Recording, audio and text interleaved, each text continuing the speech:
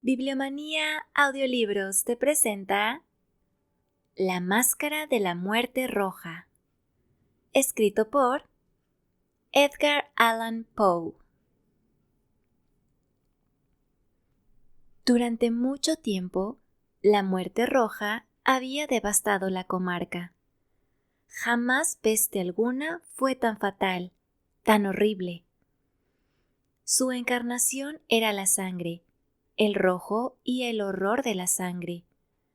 Se producían dolores agudos, un repentino vértigo. Luego los poros resumaban abundante sangre y la disolución del ser. Manchas púrpuras en el cuerpo, y particularmente en el rostro de la víctima, segregaban a ésta de la humanidad y la cerraban a todo socorro y a toda compasión. La invasión, el progreso y el resultado de la enfermedad eran cuestión de media hora. Pero el príncipe próspero era feliz, intrépido y sagaz. Cuando sus dominios perdieron la mitad de su población, llamó a 1 millar de amigos fuertes, vigorosos y alegres de corazón, escogidos entre los caballeros y las damas de su corte, y con ellos formó un refugio recóndito en una de sus abadías fortificadas. Era una construcción vasta y magnífica, creación del propio príncipe de gusto excéntrico, y no obstante, grandioso. La rodeaba un espeso y elevado muro, y este muro tenía puertas de hierro. Una vez que entraron en ella los cortesanos, se sirvieron de hornillos y de mazas para soldar los cerrojos. Resolvieron atrincherarse contra los súbitos impulsos de la desesperación del exterior y cerrar toda salida a los frenesíes del interior. La abadía fue abastecida ampliamente. Gracias a estas precauciones, los cortesanos podían desafiar al contagio. Que el mundo exterior se las compusiera como pudiese. Entretanto, sería una locura afligirse o meditar. El príncipe había provisto aquella morada de todos los medios de placer. Había bufones, improvisadores, danzarines, músicos, hermosura en todas sus formas, y había también vino. Dentro había todas estas bellas cosas, y además seguridad. Fuera, la muerte roja. Ocurrió hasta el fin del 5º o 6º mes de su retiro, y en tanto que la plaga, afuera, hacía los más terribles estragos, el príncipe próspero obsequió a sus 1000 amigos con un baile de máscaras de la más insólita magnificencia. Qué voluptuoso cuadro el de aquel baile de máscaras. Permítaseme en primer lugar describir las salas donde tuvo lugar. Había 7, una hilera imperial. En muchos palacios, estas series de salones forman largas perspectivas en línea recta cuando los batientes de las puertas se abren de par en par, de tal manera que la mirada penetra hasta el fondo sin obstáculo. Aquí el caso era muy diferente, tal y como podría esperarse de parte del duque y de su gusto y preferencia por lo bizarre. Las salas se encontraban tan irregularmente dispuestas que la mirada no podía abarcar sino una sola a la vez. Al cabo de un espacio de 20 o 30 yardas se presentaba un brusco recodo, y en cada una de estas revueltas un aspecto diferente. A derecha e izquierda, en medio de cada pared, una alta y estrecha ventana gótica daba a un corredor cerrado que seguía las sinuosidades del aposento. Cada ventana ostentaba vidrios de colores en armonía con el tono dominante del decorado de la sala sobre la cual se abría. La que ocupaba la extremidad oriental, por ejemplo, estaba decorada en azul y los ventanales eran de un azul vivo. La segunda sala estaba decorada y guarnecida de color púrpura, y las vidrieras eran asimismo de color púrpura. La tercera enteramente verde y verdes las ventanas. La cuarta, anaranjada, estaba iluminada por una ventana del mismo color. Y la quinta, blanca, y la sexta, violeta. La séptima estaba rigurosamente forrada de colgaduras de terciopelo negro que revestían techo y muros y recaían en pesados pliegues sobre un tapiz de la misma tela y del mismo color. Pero únicamente en esta sala, el color de las ventanas no correspondía al de la decoración. Los cristales eran escarlata, de un color intenso de sangre. Ahora bien, en ninguna de estas salas veíase lámpara ni candelabro alguno, entre los adornos de oro esparcidos con profusión o suspendidos de los techos. Pero en los corredores que la rodeaban, y exactamente enfrente de cada ventanal, se levantaba un enorme trípode con un ígneo brasero que proyectaba sus rayos a través de los cristales de color e iluminaba la sala de una manera deslumbrante. Producíanse así una multitud de aspectos cambiantes y fantásticos. Pero en la sala del lado poniente, en la cámara negra, la claridad del brasero que se reflejaba sobre las negras colgaduras a través de los cristales sangrientos era terriblemente siniestra y les daba a las fisionomías de los imprudentes que allí entraban un aspecto de tal modo extraño que muy pocos bailarines se sentían con el valor suficiente para entrar en aquel mágico recinto. También en esta sala erguíase, apoyado contra el muro del oeste, un gigantesco reloj de ébano. Su péndulo se balanceaba con un tic-tac sordo, pesado, monótono, y cuando la aguja de los minutos había recorrido el cuadrante y la hora iba a sonar, salía de los pulmones de bronce de la máquina un sonido claro, estrepitoso, profundo y excesivamente musical, pero de un timbre tan particular y de una energía tal que de hora en hora los músicos de la orquesta se veían obligados a interrumpir durante un instante sus acordes para escuchar la música de las horas, y las parejas que bailaban cesaban por fuerza sus evoluciones. Una perturbación momentánea recorría a toda aquella alegre multitud, y mientras sonaban las campanas podía notarse que palidecían hasta los más vehementes, y los más sensatos y de más edad se pasaban la mano por la frente, como si se hundieran en meditaciones o en sueños febriles. Pero apenas desaparecían del todo aquellos ecos, circulaba por toda la asamblea una leve hilaridad. Los músicos se miraban los unos a los otros, sonreíanse de sus nervios y de su locura, y se juraban por lo bajo entre ellos que la próxima vez que sonaran las campanadas no sentirían la misma impresión. Y luego, cuando, después de la huida de los 60 minutos que comprendían los 3600 segundos de la hora pasada, se escuchaban de nuevo las campanas del fatal reloj, se producía la misma turbación, el mismo escalofrío y las mismas ensoñaciones febriles. Pero a despecho de todo esto, la orgía continuaba alegre y magnífica. El gusto del duque era muy especial.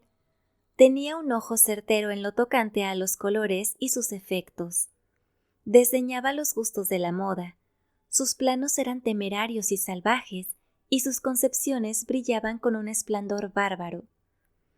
Hay personas que lo hubieran juzgado loco, pero sus cortesanos sabían bien que no lo estaba, pero era preciso comprenderlo, verlo, tocarlo para estar seguro de que, en efecto, no lo estaba. Con ocasión de esta gran fiesta, se había ocupado personalmente de la decoración y del mobiliario de las 7 salas, y fue su gusto personal el que dirigió el estilo de los disfraces. No cabía duda de que eran concepciones grotescas. Era deslumbrador, brillante, había cosas chocantes, fantásticas, mucho de lo que después se ha visto en Hernani. Había figuras verdaderamente arabescas, con siluetas y ropajes incongruentes, fantasías monstruosas como la locura. Había mucho de bello, de licencioso, de extraño, algo de terrible y no poco de lo que podría producir repugnancia. En resumen, era como una multitud de sueños que se pavoneaban de un lado a otro por las salas. Y estos sueños se contorsionaban en todos sentidos, tomando el color de las salas. Hubiérase dicho que la extraña música de la orquesta era el eco de sus propios pasos. Y de tiempo en tiempo se oye el reloj de ébano de la sala de terciopelo. Y entonces, durante un momento, todo se detiene, todo enmudece, excepto la voz del reloj. Los sueños se quedan helados, paralizados en sus posturas, mas los ecos de la sonería se desvanecen. No duraron sino un momento, y apenas huyen, una hilaridad leve y mal contenida circula por doquier. Y la música suena de nuevo, reavívanse los sueños. Aquí y allá los danzarines se retuercen más alegremente que nunca, reflejando el color de las ventanas a través de las cuales fluyen los rayos de los trípodes. Pero ninguna cara osa ahora aventurarse en aquella sala que queda allá, al oeste, porque la noche ha avanzado y una luz más roja fluye al través de los cristales de color de sangre y la negrura de las colgaduras fúnebres es aterradora. Y para aquel que ponga el pie sobre la negra alfombra, brota del reloj de ébano un resonar más pesado, más solemnemente enérgico que el que llega a los oídos de las máscaras que se divierten en las salas más apartadas. Pero en estas otras salas había una densa multitud y el corazón de la vida latía allí febrilmente. Y la fiesta continuaba siempre su torbellino, cuando al cabo sonaron los tañidos de medianoche en el reloj. Entonces, como ya se dijo, cayó la música y se detuvieron las evoluciones de los que bailaban. Se produjo dondequiera, como antes, una ansiosa inmovilidad. Pero en el tañido del reloj debía ahora componerse de 12 campanadas. Por eso fue tal vez que, teniendo más tiempo, se insinuó una mayor cantidad de pensamientos en las meditaciones de los pensativos que se hallaban entre los que se divertían. Y quizá por eso muchas personas de entre la multitud, antes de que se ahogaran en el silencio los últimos ecos de la última campanada, tuvieron tiempo de notar la presencia de una máscara que hasta ese momento no había llamado la atención de nadie. Y habiendo corrido en un susurro la noticia de aquella intrusión, se suscitó entre la concurrencia un cuchicheo, un murmullo significativo de asombro y desaprobación, y luego, por último, de terror, de horror y de repugnancia. En una reunión de fantasmas como la que he descrito, era preciso sin duda una aparición del todo extraordinaria para causar tal sensación. La licencia carnavalesca de aquella noche era, a la verdad, casi ilimitada, pero el personaje en cuestión había sobrepasado la extravagancia de un Herodes y franqueado los límites, muy amplios, no obstante, del decoro impuesto por el príncipe. Hay en los corazones más temerarios cuerdas que no se dejan tocar sin emoción. Incluso entre los depravados, entre aquellos para quienes la vida y la muerte son igualmente un juego, hay cosas con las que no se puede jugar. Toda la concurrencia pareció entonces sentir profundamente el mal gusto y la inconveniencia de conducta y de vestido de aquel extraño. El personaje era alto y delgado y estaba envuelto en un sudario de la cabeza a los pies. La máscara que ocultaba su rostro representaba tan bien el semblante de un cadáver rígido que el análisis más minucioso difícilmente hubiera descubierto el artificio. No obstante, todos aquellos locos alegres hubieran podido soportar, sino aprobar aquella burda broma. Pero la máscara había llegado hasta adoptar el tipo de la muerte roja. Sus vestiduras estaban manchadas de sangre, y su amplia frente, lo mismo que los rasgos de su rostro, estaban salpicados del horror escarlata. Cuando los ojos del príncipe Próspero cayeron sobre esta figura espectral, la que, con movimientos lentos, solemnes, enfáticos, como para mejor representar su papel, se paseaba por aquí y por allá entre los que bailaban, se le vio, en primer lugar, conmoverse por un violento estremecimiento de terror y de asco, pero un segundo después su frente enrojeció de ira. ¿Quién se atreve?, preguntó con voz ronca a los cortesanos que se hallaban junto a él. ¿Quién se atreve a insultarnos con esa ironía blasfema? Apoderaos de él y desenmascaradle. Que sepamos a quién hemos de ahorcar en nuestras almenas al salir el sol. Era en la sala del este, o sala azul, donde se encontraba el príncipe Próspero cuando pronunció estas palabras.